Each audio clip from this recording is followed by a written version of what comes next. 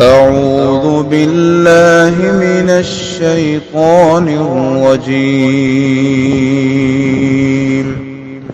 بسم الله الرحمن الرحيم.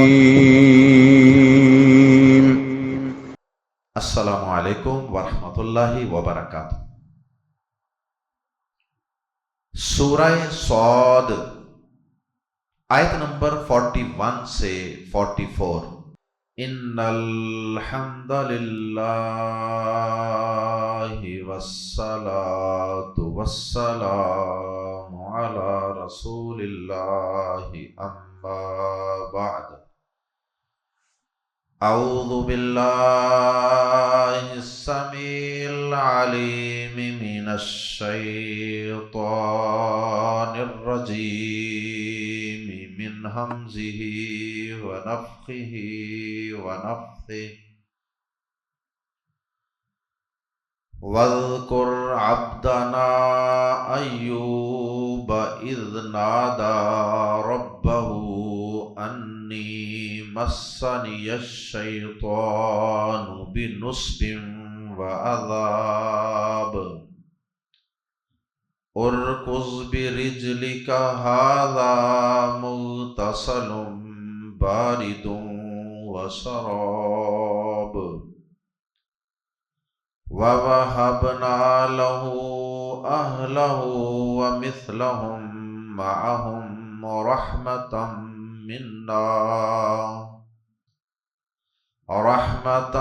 منا وذكرى لأولي الألباب۔ وخذ بيدك ضغثا فاضرب به ولا تحنث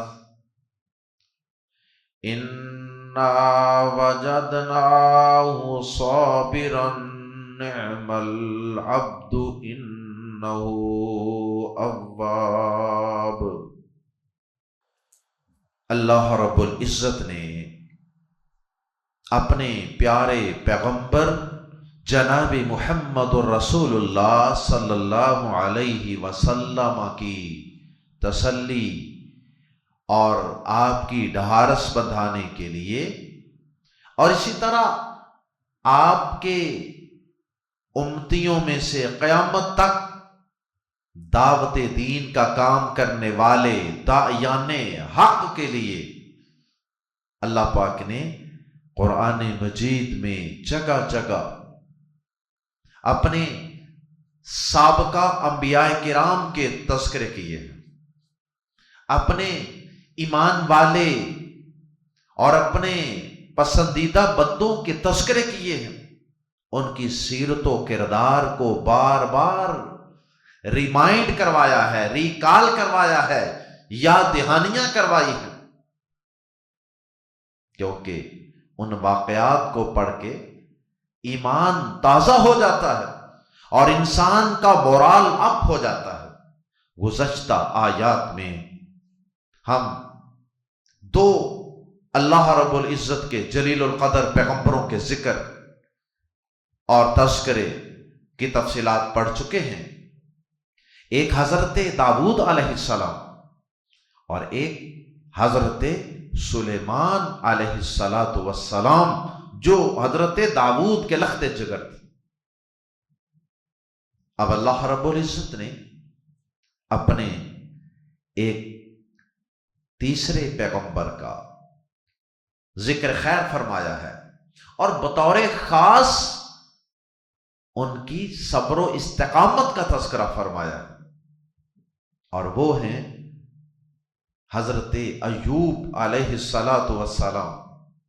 اور حضرت ایوب علیہ السلام کی خاص بات یہ ہے کہ اللہ پاک نے انہیں کسی بیماری میں، کسی تکلیف میں مبتلا کیا، اور وہ بیماری اور تکلیف ایک لمبے عرصے تک چلی۔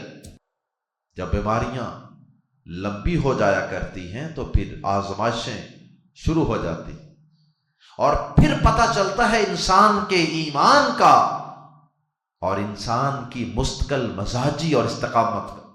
اللہ تعالی ہم سب کو ایسی آزمائشوں سے محفوظ فرمائے۔ ہم تو بہت کمزور ہیں۔ ہم اللہ تعالیٰ کی ایسی آزمائشوں اور ایسے امتحانات کو کامیابی سے سہ نہیں سکتے، کامیابی سے ان آزمائشوں سے اپنے آپ کو گزار نہیں سکتے۔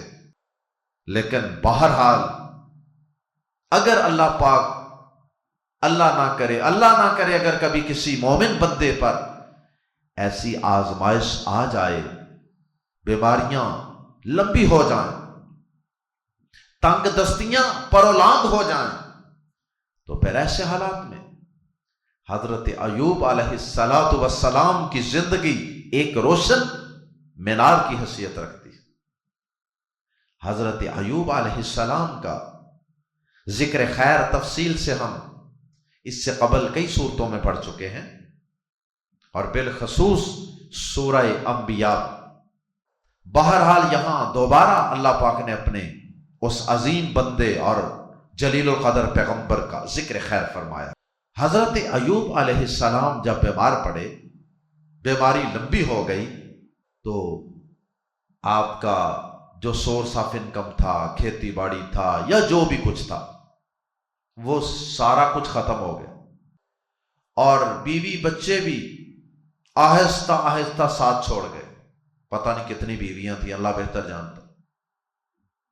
کچھ فوت بھی ہو گئے ہوں گے اسی دوران، کچھ ویسے چھوڑ گئے ہوں گے، بیماری لمبی ہو گئی۔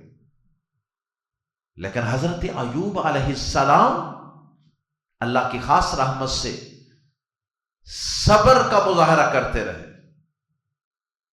اور اللہ پاک کو نہایت آسان طریقے سے بس پکارتے رہے۔ اب یہاں پر یہ بات بھی عرض کرتا چلوں کہ جس طرح میں نے گزشتہ 2 انبیاء کرام کی سیرت و کردار کو بیان کرتے ہوئے یہ بات عرض کی تھی، یہاں بھی وہی بات۔ انبیاء کرام کے متعلق لوگوں نے بہت سی اسرائیلی روایات سے ایسی باتیں مشہور کر رکھی ہیں کہ جو کسی صحیح حدیث سے بھی ثابت نہیں، قرآن سے بھی ثابت نہیں، اور وہ عقل کے بھی خلاف ہیں۔ حضرت ایوب علیہ السلام کے متعلق بھی ایسی باتیں کی جاتی ہیں۔ مثلا کہا یہ جاتا ہے کہ ایوب علیہ السلام ایسی بیماری میں مبتلا ہوئے کہ ان کے جسم میں کیڑے چلتے ہوئے نظر آتے تھے۔ جیسے آپ نے کبھی دیکھا ہو نا، کسی چیز میں سڑیاں پڑ جاتی ہیں، یا آپ نے کبھی لکڑی میں دیمک کو چلتے ہوئے دیکھا ہو، کبھی اچانک اوپر سے کوئی پیس لکڑی کا اتاریں تو اندر دیمک اس طرح چل رہی ہوتی ہے، بہت زیادہ تعداد۔ تو کہنے والے اس طرح کی منظر کشی کرتے ہیں کہ کیڑے چڑھ رہے تھے جسم میں، جبکہ یہ بات انتہائی بے بنیاد۔ ایک پیغمبر کی اللہ تعالیٰ آزمائش تو ضرور کرتے ہیں، لیکن اس طرح کی آزمائش کہ جسم میں کیڑے ہی پڑ جائیں، پھر اس پیغمبر کے پاس بیٹھنا کون پسند کرے گا؟ پھر اس پیغمبر سے دعوت توحید اور فکر آخرت کا سبق پڑھنا کون پسند کرے گا؟ وہ پیغمبر پھر لوگوں کو دین کی دعوت کیسے دیں گے؟ اس لیے یہ بات درست معلوم نہیں ہوتی۔ بہرحال جو بھی ان کی آزمائش تھی، اللہ تعالیٰ بہتر جانتے ہیں، اس کی وضاحت کہیں نہیں آئی کیسی بیماری تھی۔ اللہ پاک نے کہ لمبے عرصے کے بعد تندرستی عطا فرمائی، صحت عطا فرما دی۔ اور وہ صحت کیسے کہ حضرت ایوب علیہ السلام کو اللہ پاک نے کہا کہ اے ایوب، اب آپ کے صبر اور آپ کے امتحان کا وقت ختم ہوا چاہتا ہے، اپنے پاؤں کو زمین پہ ماریے، اور یہاں سے ایک چشمہ نکلے گا، اور وہ پینے کے لیے بھی نہایت ٹھنڈا اور موزوں پانی، اور نہانے کے لیے بھی بالکل تازہ ٹھنڈا پانی ہوگا۔ آپ اسے پیجئے، اندر سے علاج ہوگا، اس سے نہائیے، غسل کیجئے، باہر سے علاج ہوگا۔ ایسا ہی ہوا، اور پھر صحیح سلامت ہو کر وہ اپنے گھر والوں کے سامنے آ گئے، صحیح سلامت، دوبارہ زندگی، وہی زندگی دوبارہ شروع ہو گئی، صحت و تندرستی والی۔ اللہ اکبر۔ اب اللہ پاک نے وہ کاروبار، وہ مال اور وہ بیوی بچے، سارا کچھ دوبارہ لوٹا دی، بلکہ پہلے سے کہیں زیادہ بڑھا چڑھا کر اللہ پاک نے یہ ساری نعمتیں واپس پلٹا دی۔ اور بیوی بچے تو اللہ پاک نے جتنے پہلے تھے نا اسے ڈبل کر دیے. اور ایوب علیہ السلام نے بیماری کے دوران ان کی کسی بیوی نے کوئی ایسی بات کی، کوئی نامناسب بات کی. ایوب علیہ السلام کو بڑا غصہ آیا. ایوب علیہ السلام نے کہا کہ اچھا جب میں تندرست ہوا نا تو پھر تمہیں 100 کوڑے ماروں گا اس بات کی سزا کے طور پہ جتنی غلط بات تم نے کی ہے.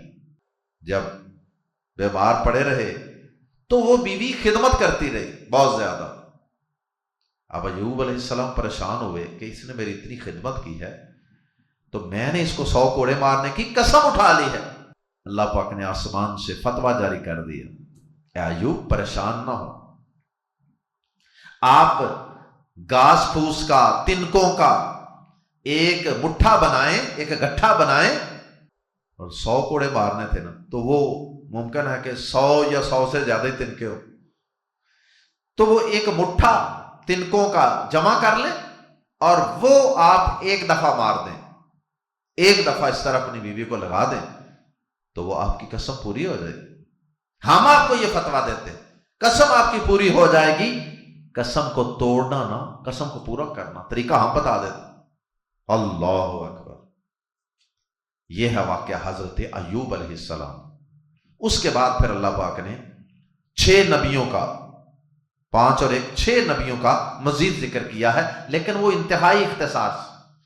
اور پھر آخر میں اس آج کے سبق کے آخری حصے میں اللہ پاک نے پھر انبیاء کرام کے تذکروں کے بعد عام متقین کا تذکرہ کیا ہے کہ یہ تو تھے انبیاء کرام اور ان کی عظیم تر جماعت.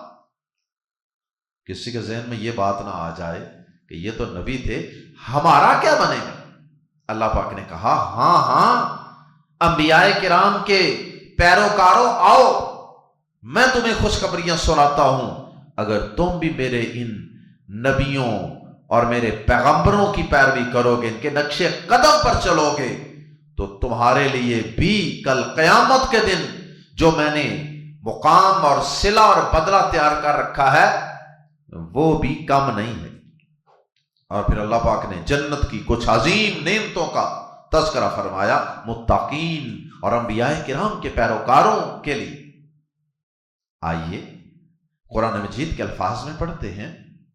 آیت نمبر 41 41 وَاذْكُرْ، اور یاد کیجئے. لفظی معنی تو اس کا واحد ہے، وَاذْكُرْ اور یاد کر، اور وَاذْكُرُوا آگے واو لگ جائے تو جمع ہو جاتا ہے. وَاذْكُرُوا اور یاد کرو. قرآن مجید میں کئی جگہوں پہ وَاذْكُرُوا بھی آتا ہے. وَاذْكُرُوا نعمت اللہ، اللہ کی نعمت کو یاد کرو. تو یہ واحد کا فعل امر ہے. وَاذْكُرْ یہ اصل میں ہے واو الگ، اذکر الگ ہے، ملا کے پھر وذکر واحد کا صیغہ ہے. لیکن ہم انبیاء کرام کے لیے ادب و احترام کی وجہ سے جمع میں ترجمہ کر دیتے ہیں وذکر، اور یاد کیجئے عبدنا ہمارے بندے کو. اے نبی جناب محمد کریم صلی اللہ علیہ وسلم ہمارے بندے کو یاد کیجئے. کون سا بندہ؟ ایوب، ایوب کو. وَاذْكُرْ عَبْدَنَا ایوب، اور ہمارے بندے ایوب کو یاد کیجئے. کتنا پیارا نام ہے ایوب. اللہ پاک ہمیں کل قیامت کے دن اپنے ان عظیم پیغمبروں سے اللہ جنتوں میں ملاقات کا بندوبست فرما دے. اللہ ان نبیوں کی زیارتیں نصیب فرمانا، اللہ ان کی مجلسیں عطا فرمانا. وَاذْكُرْ عَبْدَنَا ایوب.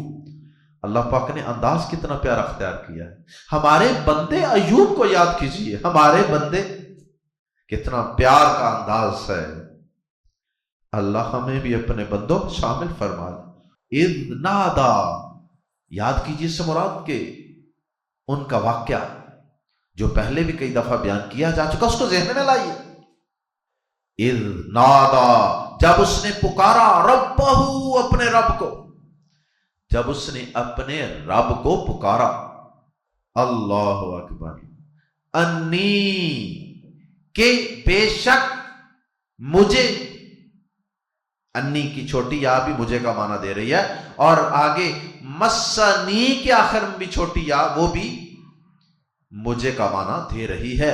انی کے بے شک، مسنی اور یا پر زبر لگائی گئی ہے آگے الشیطان سے ملانے کے لیے، انی مسنی کہ بے شک مجھے چھوا ہے، الشیطان شیطان نے، کہ بے شک مجھے شیطان نے چھوا ہے، بی ساتھ نصبن دکھ کے، تھکاوٹ کے، مشقت کے، نصب تھکاوٹ کو، مشقت کو کہتے ہیں، ہارڈ شپ، وعذاب اور تکلیف کے ساتھ، ٹورمنٹ، اذیت، انی مسنی الشیطان بنصب وعذاب، شیطان نے مجھے،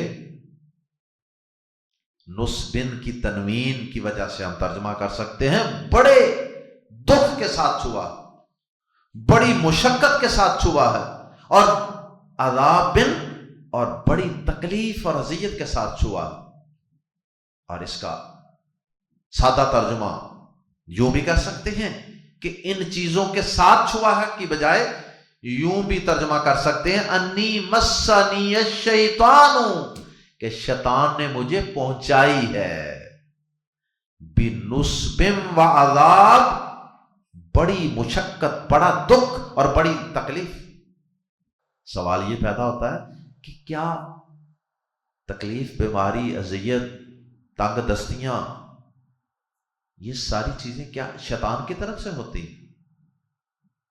جواب یہ ہے اکثر ان چیزوں کا سبب اور ان چیزوں کا تعلق قریب یا بعید میں شیطان کے ساتھ ضرور ہوتا ہے، لیکن اس کا یہ مطلب ہرگز نہیں ہے کہ اللہ تعالیٰ کی مرضی کے بغیر یہ سارا کچھ ہو جاتا ہے، نہیں، ان ساری چیزوں کا خالق، پیدا کرنے والا بھی اللہ ہے، خیر اور شر دونوں کا پیدا کرنے والا اللہ ہے، لیکن اللہ تعالیٰ یہ نہیں چاہتا کہ انسان کسی پہ جادو کرے، انسان کسی کو تکلیف پہنچائے، اللہ پاک یہ چاہتے نہیں، لیکن اللہ کے علم میں ہوتا ہے کہ فلاں فلاں کے ساتھ یوں کر رہا ہے،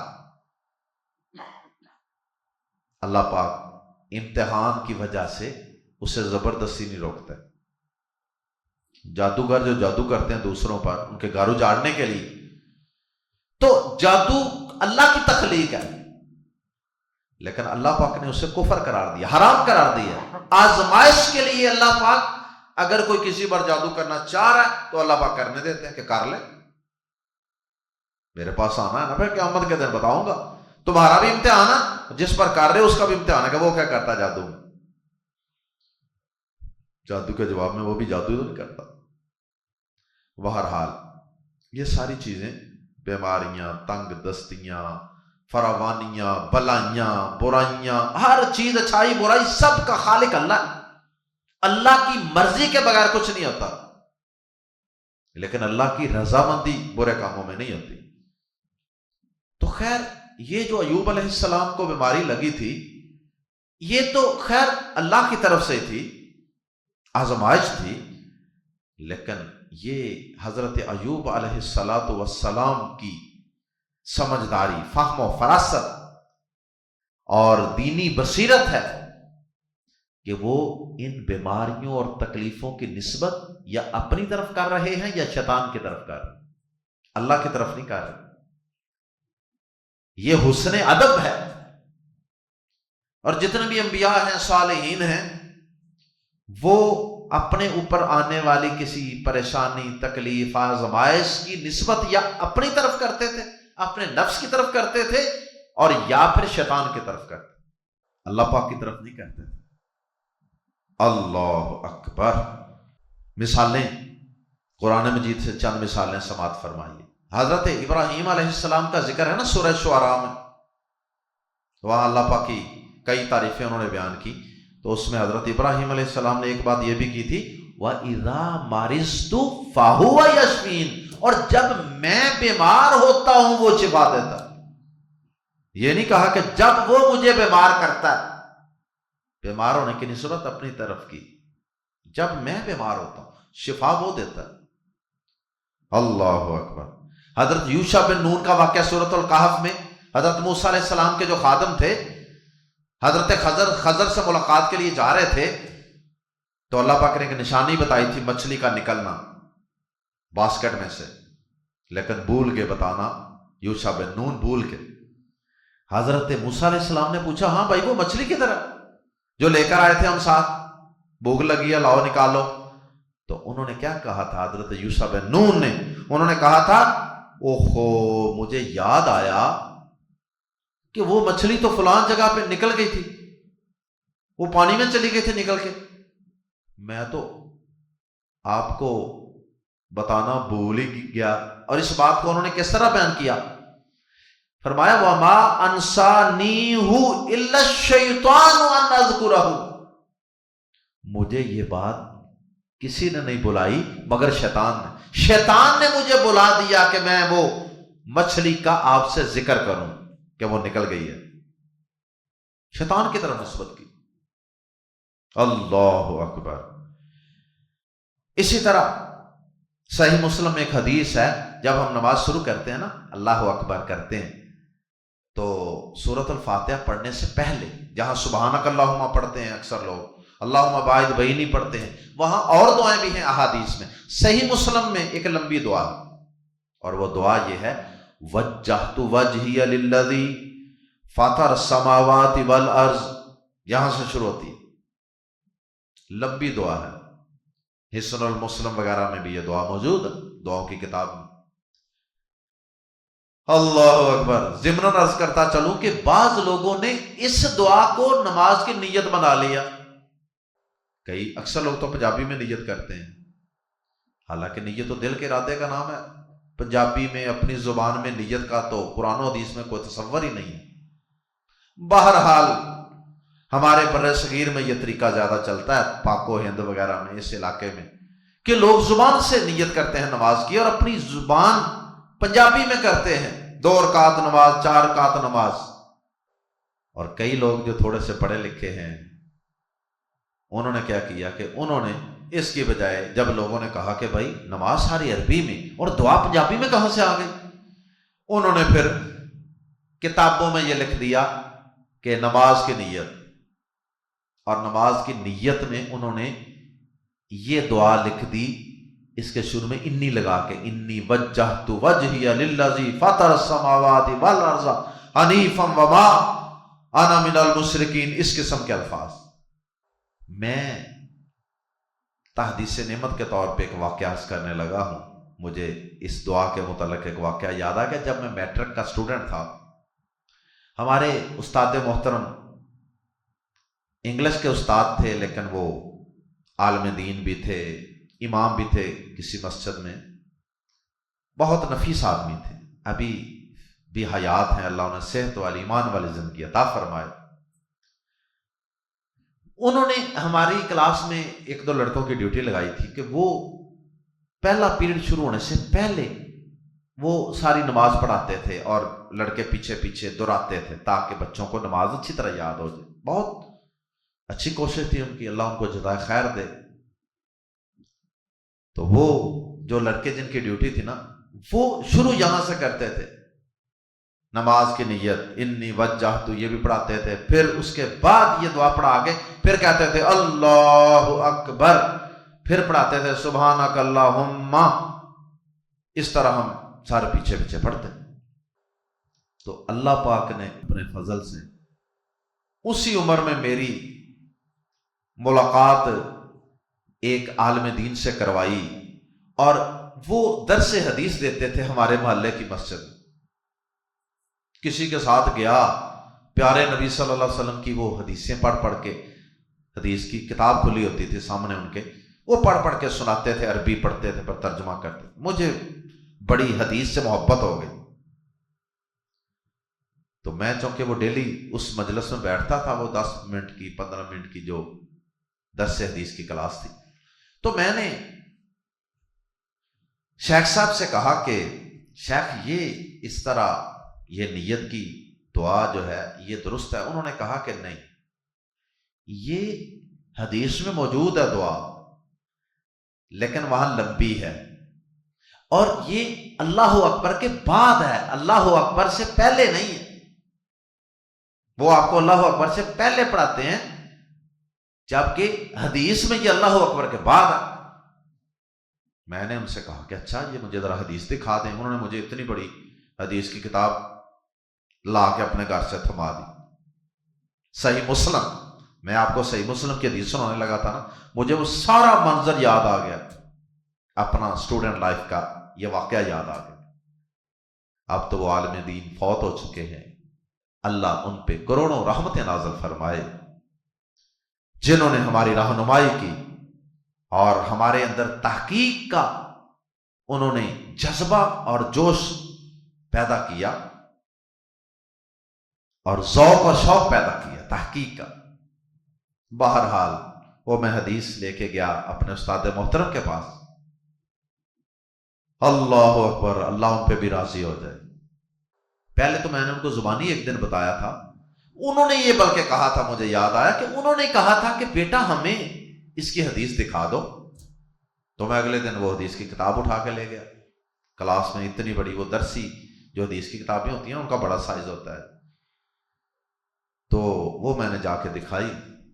میں نے اوپر جو عنوان تھا وہ بھی دکھایا کہ امام صاحب نے جو حدیث نقل کی ہے اس کے اوپر انہوں نے اس کا عنوان قائم کیا ہے بابو ما یقول بعد التکبیر، اس چیز کا بیان کہ تکبیر کے بعد، اللہ اکبر کے بعد کیا پڑھیں۔ میں نے وہ حدیث سنائی۔ پیارے نبی صلی اللہ علیہ وسلم کی نماز تو اللہ اکبر سے شروع ہوتی تھی۔ اللہ اکبر سے پہلے نہ اعوذ باللہ، نہ بسم اللہ، اور نہ ہی کوئی پنجابی میں نیت اور نہ ہی کوئی عربی میں نیت۔ اللہ کی کتاب سامنے ہے، ذمہ داری سے بات عرض کر رہا ہوں کہ قطعاً کوئی لفظ بھی حدیث کی کسی کتاب میں اللہ اکبر سے پہلے آپ کو نہیں ملے گا۔ پیارے نبی صلی اللہ علیہ وسلم کی نماز شروع ہوتی تھی اللہ اکبر سے۔ پیارے نبی کی اذان بھی شروع ہوتی تھی، اللہ کی قسم حدیث کی کتابوں میں اذان بھی شروع ہوتی تھی اللہ اکبر سے۔ بہرحال ضمن بات آ گئی، میں آپ کو ایک حدیث سنانے لگا تھا صحیح مسلم شریف، وہی جو میں اٹھا کے لے کر گیا تھا، اسی کتاب میں یہ حدیث ہے۔ اور آج کتنے سالوں کے بعد مجھے وہ حدیث دوبارہ آپ کو سنانے کی سعادت حاصل ہو رہی ہے۔ اس میں وہ جو دعا ہے نا لمبی، یقین کریں بہت مزہ آتا ہے اس دعا کو پڑھنے کا، اگر اس کا ترجمہ آتا ہو، وہ لمبی دعا یاد کی۔ اس دعا کے وہ جو وجہت وجہی للذی فطر السماوات والارض، اس کے اندر آگے یہ الفاظ ہیں، پیارے نبی صلی اللہ علیہ وسلم یہ الفاظ بھی اس کے اندر پڑھا کرتے تھے۔ میں پوری دعا نہیں سنا رہا، اس کے اندر سے جو ہمارے موضوع اور ان آیات کے متعلق بات ہے وہ سنانے لگا۔ اس میں یہ الفاظ ہیں، آپ نے فرمایا آپ یہ بھی پڑھا کرتے تھے لبیکا وسعدیکا، اے اللہ میں حاضر ہوں، میں حاضر ہوں، اور ساتھ فرمایا والخیر کلہ فی یدیکا، یا اللہ خیر ساری کی ساری تیرے ہاتھوں میں ہے، والشر لیس الیکا، اور شر کی نسبت تیری طرف نہیں، خیر ساری کی ساری تیرے ہاتھوں میں ہے اور شر کی نسبت تیری طرف نہیں ہے۔ کہیں نہ کہیں شر کے اندر ہمارے نفس کا، شیطان کا، کسی نہ کسی کا کردار ہوتا ہے۔ اللہ نے تو صرف اس کو پیدا کیا بس امتحان کے لیے، باقی اس شر کو اختیار ہم خود کرتے ہیں۔ بہرحال بات چل رہی تھی حضرت ایوب علیہ السلام، جبل استقامت، اللہ کے صابر بندے، کئی لوگوں نے نام بھی رکھا ہے ایوب صابر۔ تو فرمایا اذ نادى ربه انی مسنی الشیطان بنصب وعذاب، جب اس نے اپنے رب کو پکارا کہ بے شک شیطان نے مجھے بڑا دکھ اور بڑی اذیت پہنچائی. شیطان کی طرف نسبت، یہ بات میں سمجھانا چاہ رہا. اور سورہ انبیاء میں جہاں یہ واقعہ تفصیل سے ہے، سورہ انبیاء کی آیت نمبر 83 میں ساتھ یہ الفاظ بھی ہیں دعا میں کہ ایوب علیہ السلام نے اذ دعا ربہ انی مسنی الضر وانت ارحم الراحمین، یہ دعا کی تھی اپنے رب سے. انہوں نے اپنے رب کو پکارا کہ مجھے تکلیف نے آ چھوا ہے. یہ بھی نہیں کہا کہ تکلیف دور کر دے، بلکہ یہ کہا کہ میرے مولا تو ارحم الراحمین ہے، مجھے تکلیف نے چھوا ہے اور تو سب رحم کرنے والوں سے بڑھ کر رحم کرنے والا. اللہ اکبر. گویا کہ اللہ پاک سے نہایت بڑے، جس طرح ہم کہتے ہیں نا سافٹ ریمائنڈر، بڑے سافٹ لہجے میں، بڑے نرم لہجے میں اللہ پاک سے التجا کر رہے ہیں کہ میرے مولا مجھے تکلیف نے آ چھوا ہے اور تو سب رحم کرنے والوں سے بڑھ کر رحم کرنے والا ہے. اللہ اکبر. کیا مطلب؟ کہ تو مجھ پر رحم فرما کر مجھے شفا دیتا. یہ ان کے دعا کے سلیقے کا اظہار ہے گویا کہ سورہ انبیاء میں. اور یہاں اللہ پاک نے جب دعا قبول فرما لی تو فرمایا ارکز، مار، سٹرائک، بسات رجلک، اپنے پاؤں کے ساتھ مار. مراد ہے اپنے پاؤں کے ساتھ زمین پہ ٹھوکر مار. تو ہم اس کا سادہ ترجمہ یوں کر سکتے ہیں ارکز برجلک، اپنا پاؤں مار. اللہ اکبر. سٹرائک کرنا، ارکز، جیسے زمین پر بندہ پاؤں نہیں مارتا زور سے. ھذا مغتسل، یہ نہانے کا پانی ہے. بارد، ٹھنڈا وہ جو طبیعت کو موافق ہو، اچھا لگے. وشراب، اور پینے کا بھی ٹھنڈا پانی. یہ بارد کا تعلق دونوں کے ساتھ. مغتسل وشراب بارد، نہانے والا ٹھنڈا پانی اور پینے والا ٹھنڈا پانی. اللہ اکبر. مطلب کہ دونوں کام کیجئے، یہ آپ کے لیے آب شفا کا کام کرے گا. وَوَهَبْنَا، واو پہلے کا معنی اور دوسرا لفظ کا حصہ ہے وا اور. وَهَبْنَا، ہم نے عطا کر دیے، لہو، اس کو، اہلہو، اس کے گھر والے، وَمِثْلَهُمْ، گھر والے دوبارہ عطا کر دیے، وہی پرانے یا نئے. وَمِثْلَهُمْ، اور ان جیسے یا اتنے ہی، اور معہم، ان کے ساتھ. وَمِثْلَهُمْ مَعَهُمْ، اور ان گھر والوں کے ساتھ، اہل و یال کے ساتھ اتنے اور ڈبل دے دیے. اور رحمتم منا، اپنی طرف سے رحمت کے لیے، ہماری طرف سے رحمت کے لیے، یعنی اپنی رحمت برسانے کے لیے ہم نے ایسا کیا. وَذِكْرَا، اور نصیحت کے لیے، لی کے لیے، اولی الالباب، عقلوں والوں کے. لب ان کی جمع الباب، اولو الالباب، عقلوں والے. اور عقلوں والوں کی نصیحت کے لیے، تاکہ عقل والے ان واقعات سے نصیحت حاصل کریں کہ اللہ اپنے صابر بندوں کی، ایمان والے بندوں کی، ڈٹ جانے والے بندوں کی کیسے مدد فرماتا. رہی بات وہ جو آپ نے قسم اٹھائی تھی 100 کوڑے مارنے والی، فرمایا وَخُذْ، اور پکڑیے، لیجئے، بسات یادی کا، اپنے ہاتھ کے، اور اپنے ہاتھ میں پکڑیے، زِغْثًا، تنکوں کا ایک مٹھا، بنچ آف گراس، فَضْرِبْ، پس ماریے، بھی، اس کے ساتھ، اس کو ایسے مار دیجئے. وَلَا تَحْنَثْ، اور قسم نہ توڑیے. ڈونٹ بریک یور اوتھ، وہ جو آپ نے قسم اٹھائی تھی نا، اسے نہ توڑیے. قسم پورا کرنے کی، اس کی حفاظت کرنے کی اتنی اہمیت ہے اسلام میں اور قرآن میں.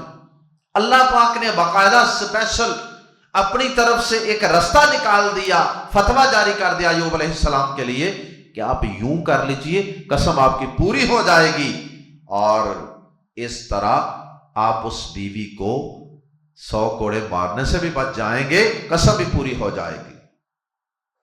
انا وجدناہ، بے شک ہم نے پایا اسے، کسے؟ ایوب علیہ السلام۔ ہو ضمیر لوٹ رہی ہے ایوب علیہ السلام کی طرف، صابرن، صبر کرنے والا۔ اللہ اکبر، ہم نے اسے صبر کرنے والا پایا، یہ ہے خاص صفت۔ اور اس وجہ سے اللہ پاک یہ واقعہ پیارے نبی صلی اللہ علیہ وسلم کو سنا رہے ہیں اور ہر حق کی دعوت دینے والے کو سنا رہے ہیں۔